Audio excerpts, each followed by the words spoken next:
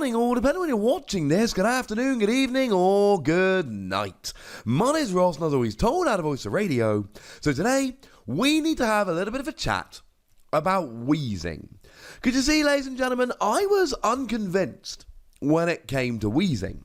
I didn't know if Weezing was good. Now, obviously, Weezing had a lot of potential. That shouldn't really surprise anyone. Weezing having potential isn't a big thing. But Weezing actually doing well really is. Now, to put it into context, Weezing didn't exactly go and smash the Madison Regional Championships. There were no Weezing in the top 32. But there were 3 Weezing that made their way into the top 64. So what we're kind of left with here is a deck that isn't crushing, but it's just hanging around. And then it got a top 32 finish over in Jönköping at the DreamHack Regional there just last weekend. It's hanging around not as a top tier crushing everything kind of deck, but it is hanging around as a fringes of winning kind of deck. It's hanging around as a, hey, don't worry about me, boys, I can make my way into top cut kind of deck. So what does Weezing actually do? Well, Weezing came around in Unbroken Bonds, and what it does is, as long as it's active, you put 1 damage counter on each of your opponent's basic Pokemon between turns. And that adds up pretty quickly. Now, to be fair, for Tag Team GX's, your Reshiram and Charizard and the like, and that is the best deck at the moment, it takes a while for this to get up to the really big numbers. But for a double colourless energy, you do 40 to the active, plus 20 more to each bench Pokemon with any damage counters on it. Now, the annoying thing is, the first time you do this, you'll do 40 to the active, none will be damaged on the bench, then you'll put 1 damage counter on between turns, by which point it will unfortunately be just a little bit too late. Which is a little bit of a pain, but you'll get them for 20 the next turn. And that's what Weezing does. Weezing sits in the active, doing 10 to each of your opponent's basic Pokemon between turns, and then spreading a bunch of damage with the main attack. Against non-basic decks, Weezing's just doing 40 a turn. And it really isn't doing much at all, ladies and gentlemen. But it builds up against basic decks beautifully. But clearly here, Weezing is not going to win by itself. Weezing can't win by itself. It's not good enough. Doesn't do enough different stuff. Well, ladies and gentlemen, there are a whole bunch of other Pokemon. So rather than sitting here focusing on one specific list as we often do in these kind of videos, what I'm going to do is run through all of the Pokemon that we see in all of these top cutting lists. So what we see is we generally see a Tapu Koko. Tapu Koko here is beautiful. Tapu Koko for a double colourless energy, bearing in mind you need to play that for Weezing anyway, does 20 damage to all of your opponent's Pokemon. Then Weezing can do 40 to the active and 20 to all the rest. Bearing in mind Tapu Koko's got free retreat, Tapu Koko can attack on your first turn going second, whereas Weezing still needs a turn to evolve. And Tapu Koko hits everything, even if they're not basics, if they're evolved Pokemon, to set yourself up for Weezing later, so Tapu Koko's pretty good. We see Larvitar here. Larvitar is a really weirdly widely played Pokemon, because for a double colourless energy, you do 80 damage to any Pokemon with 3 or more damage counters on. Bearing in mind Pikachu and Zekrom is weak, yeah. This is a really good Pokemon. In a deck where you're spreading damage and playing double colourless energy, it's kind of a no-brainer. Now, we also see Frost Rotom here. Now, we very, very rarely see any of these Rotom coming around outside of the Rotom deck.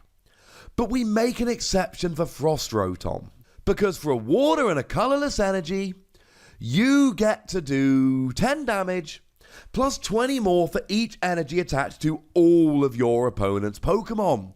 Now, against something like Reshiram and Charizard, you're hitting weakness. And against Welder decks, they're probably going to have a lot of energy on the field. And Malamar decks generally tend to have a lot of energy on the field. And Pikachu and Zekrom decks, because of the first attack, generally tend to have a lot of energy on the field. You see where we're going with this, ladies and gentlemen? This can be really good against a whole bunch of matchups. You're hitting a great weakness, the best weakness in the game, frankly, while also having a big one-shot attack against decks with lots of energy. This is beautiful. Now, you might be thinking, well, hang on a second, Wassy. Do we not have to play water energy? No, because we've still got counter energy. And I know counter energy will only work here if you're behind on prizes, but remember, you're spreading damage, which means the early portions of the game for you are taking no prizes, spreading a bunch of damage, and then you take a whole bunch of prizes in quick succession. That's how this kind of deck works. So you'll often be behind on prizes right until you win, and oh look, that makes counter energy pretty gosh darned amazing. And we do see a few people playing the Persian from Team Up. Persian from Team Up's a really fun one. Now, it can, just for a double colourless energy, do 90 damage on a coin flip. It's fine if you hit heads, it's unreliable, but it's fine. But what's even better is for one energy, 20 damage, and your opponent shows you their hand, and you discard cards until they've got 4 cards remaining. You make the decision of what to discard. And the goal here is really simple. Just slow them down. You're a spreading deck. You're trying to spread a whole bunch of damage around, so what you do here is just buy yourself a turn with Persian, because then you can spend time spreading damage around. Remember, having Persian in the active means you don't have Weezing in the active, but if you can discard all their supporter cards, for instance, make them draw dead for a couple of turns, this can really help. Now, one of my favourite cards in a deck like this is Tapu Lele. Tapu Lele's fun, because Tapu Lele again attacks for a counter energy. We've already explained how that works nicely. And what you get to do is rearrange all the damage counters on your opponent's side of the field. Yeah. Which means that after you've got, say, 60, 70 damage on all 6 of their Pokémon, then you get to essentially take the 420 damage and move it wherever you like. Go and take some giant KOs. Not everybody plays a Tapu Lele, but I am a big fan and I would recommend it. We also see, along the same lines here, some people playing the Honchkrow from Guardians Rising. Because you see, the Honchkrow from Guardians Rising, again, it attacks for a double colourless energy, but you're playing that, does a base 10, plus 10 more for each damage counter on all of your opponent's Pokemon. So after you spread a bunch of damage around, this becomes a huge heavy hitter that can do a rather impressive amount of damage. Now that's generally what we see in terms of attacking Pokemon here. But there are a few support Pokemon we can talk about. You do see the odd Tapu Lele GX just to grab supporter cards and get yourself set up, though you really do want to try and avoid playing GXs if at all possible. Most of the best decks don't play any GXs at all. We do tend to see stuff like Oranguru, just as a bit of a draw engine, or Zeb Striker, just as a bit of a draw engine here. We also see Jirachi just for a little bit of a consistency boost. Some people choose to play Mew to protect your bench, and some people are a fan of playing Mr. Mime to stop people playing Ace Roller, bearing in mind that Ace Roller can actually be pretty devastating to you, given that you're really trying to stop them healing here. It's bad if they start healing, especially if they can pick up a Tag Team GX. The counter argument here is, because you're spreading the damage around evenly, Ace Roller's not that good for them, but it's still good to prevent healing if you're able to. But again, not all of these top cutting decks play Mr. Mime. Of the 3 that top cut in Madison, only 1 did, and it was a 64th place list, not the 2 slightly higher lists. We do occasionally see a Marshadow just for a little bit of disruption. It's a very similar thing to what I said back with Persian. If you can just buy yourself a turn or 2 to spread, it's awesome. And unlike Persian, you can do this while your Weezing is in the active, but also unlike Persian, you're not making sure they've got a bad hand, you're just increasing the odds that they do. It's not quite the same. Now, the other thing I should mention here is that we're playing a whole bunch of stage 1s. Ditto Prism Star is an absolute given here. It's why you can play one Persian with no Meowth, one Honchkrow with no Murkrow, etc. Even if you weren't playing the random tech stage 1s, you should be playing this in any 4-4 line of a stage 1 deck. It's crazy good, but with the limit, it really does help as well. And I should mention, you do see a few Mimikyus here to just copy. Just copy one of your opponent's attacks. And again, you do it for a counter energy. Speaking of energy, generally here you play counter energy, double colourless, and you might play triple acceleration energy. To give a nice bit of context of the 3 decks at top 64 in Madison, they all played 4 double colourless, 4 counter energy. One of them played 1 triple acceleration energy, one of them played 2 triple acceleration energy, and one of them played no triple acceleration energy. You're really playing it as an extra double colourless to make your deck that little bit more consistent. Now, I'm not going to sit and go through the trainers because they do change around here or there, but there are just a couple of cards I want to bring your attention to that you wouldn't necessarily see in every deck.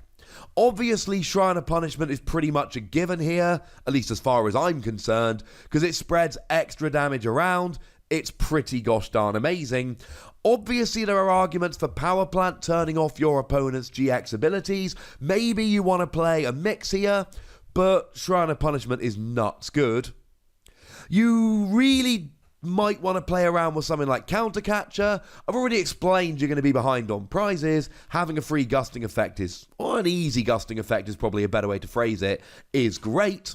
Not to mention the fact that if you can get something in the active and keep it there, then that's going to make it much, much easier to spread damage. Given that your main Pokemon here is a Psychic, don't forget you've got Mysterious Treasure to search it out. It's like Ultra Ball, but you discard 1 fewer card, but you can only get Psychic and Dragon Pokemon. And of course, let's not forget Spell Tag. Spell Tag is great in a deck like this because you should generally have your Weezing active, and then when Weezing gets KO'd, you get to place 4 damage counters anywhere you like. And if I've not made it clear by now, ladies and gentlemen, this is a spread deck. I'm a big fan of this deck. I don't know if it's necessarily got the firepower to take down some of these evolution decks, and it's got a slow, steady strategy even against these big, basic Tag Team GX decks. But it's consistently making the lower level top cuts at pretty much all the major tournaments lately. That's something you've got to take a little bit seriously. But I'd like to know how seriously you are taking it, so please do let me know in the comment section. Go nuts! Be nice. And then make sure you like this video, subscribe to this channel, follow me on Twitter at TheWasi, and Twitch for some live action at twitch.tv/PTCGRadio. If you want to support the channel, get some bonus podcasts and all that, head on over to patreon.com/PTCGRadio, where you can do exactly that. And please do make sure you're checking out youtube.com/WasiPlays, where we talk about games that don't even have Pokemon in. But by far the most important thing, as always, look after yourselves till next time. Thank you very much for watching. My name's Ross, and you've been watching PTCG Radio.